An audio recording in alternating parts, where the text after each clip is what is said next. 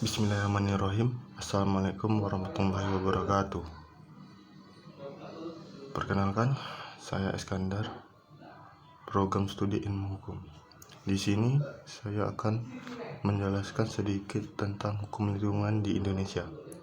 Dalam konteks lingkungan hidup di Indonesia, ada peraturan yang mengatur tentang masalah lingkungan hidup. Regulasi ini bukanlah hal yang baru, karena cukup banyak peraturan yang dapat dikelompokkan ke dalam apa yang dinamakan hukum lingkungan yang tersebar dalam berbagai peraturan.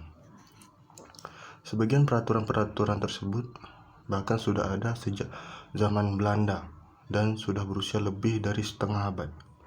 Tetapi tampaknya setiap peraturan itu berdiri sendiri dan tidak ada ikatan antara satu dengan yang lainnya. Selain itu, efektivitas dari peraturan perundang-undangan itu sudah banyak yang berkurang.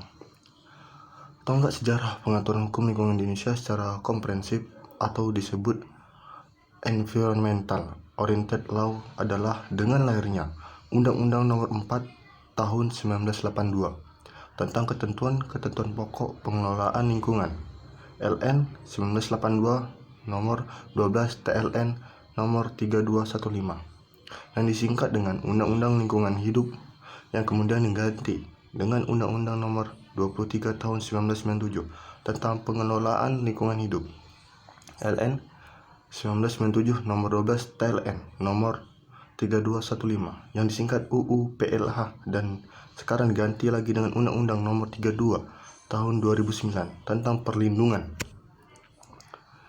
dan pengelolaan lingkungan hidup atau LNI Tahun 2009 Nomor 140 TLN Nomor 5059 yang disingkat dengan UU PPLH.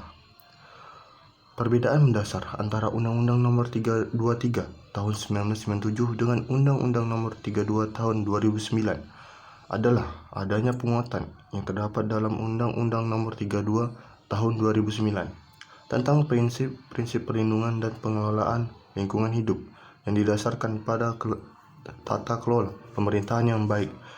Karena setiap proses perumusan dan penerapan instrumen pencegahan pencemaran atau kerusakan lingkungan hidup serta penanggulangan dan penegakan hukum mewajibkan pengintegrasian aspek transparansi, partisipasi, akuntabilitas, dan keadilan.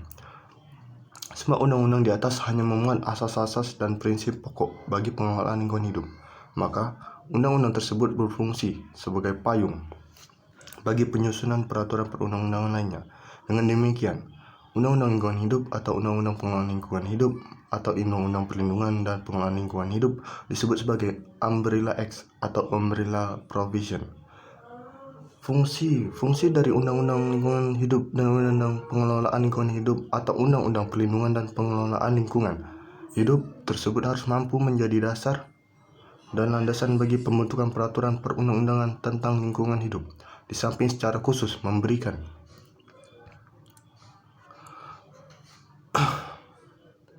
arah serta ciri-ciri terhadap semua jenis tata pengaturan lingkungan hidup, sehingga semua peraturan perundang-undangan tentang lingkungan hidup dapat terangkum dalam sistem hukum lingkungan Indonesia. Baiklah, saya akan melanjutkan dengan analisis kasus. Yang saya ambil ialah analisis kasus tentang pencemaran air oleh limbah pabrik PT Marimas di Semarang. Air merupakan salah satu bentuk lingkungan hidup fisik, di mana jika air ini tercemar, maka akan berdampak besar bagi kelangsungan hidup makhluk hidup. Limbah PT Marimas ini yang dibuang ke sungai jelas merupakan salah satu bentuk pencemaran lingkungan, apalagi dalam kasus tersebut pipa saluran pembuangan limbah yang ke sungai itu bocor dan menyebabkan sumur warga sekitar pabrik tercemar dan air tidak dapat digunakan. Oleh karena itu, perlu adanya penegakan hukum terhadap pencemaran yang dilakukan oleh PT Marimas tersebut agar tercipta keadilan, kemanfaatan, dan kepastian hukum. Penegakan hukum lingkungan berkaitan dengan kemampuan aparatur dan kepatuhan warga masyarakat terhadap peraturan yang berlaku yang meliputi 3 bidang hukum, yaitu administrasi, pidana, dan perdata. Penerapan sanksi yang tepat dalam kasus ini adalah sanksi keperdataan berupa penggantian kerugian yang nantinya dapat digunakan sebagai alat untuk merehabilitasi lingkungan agar dapat kembali seperti semula. Sebab yang mengalami dampak terbesar dalam pencemaran tersebut adalah masyarakat di sekitar pabrik tersebut. Sehingga jika tidak dilakukan pemulihan lingkungan tersebut, maka masyarakatlah yang akan menderita dan pengusaha atau pemilik pabrik tersebut tidak mengalami dampaknya. Kesimpulan dari analisis kasus ini, penataan hukum lingkungan di Indonesia itu khususnya dalam hal penegakannya masih belum efektif terbukti dengan adanya pembuangan limbah industri yang dilakukan oleh PT Marimas di Semarang yang mengakibatkan tercemarnya air yang berada lingkungan sekitar pabrik yang menimbulkan keresahan warga sekitar. Padahal air merupakan hal yang sangat penting dalam menunjang kehidupan manusia.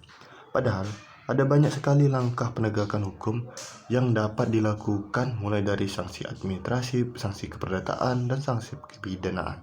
Sebab dalam menerapkan sanksi hukum sebaiknya dijatuhkan sanksi yang tepat serta dapat mencakup komposisi dari fungsi hukum itu sendiri, sehingga kepastian, kemanfaatan, dan keadilan serta tidak menimbulkan keresahan pada masyarakat. Baiklah, segitu saja yang dapat saya sampaikan. Terlebih dan terkurang mohon maaf. Wabillahi taufiq wal hidayah.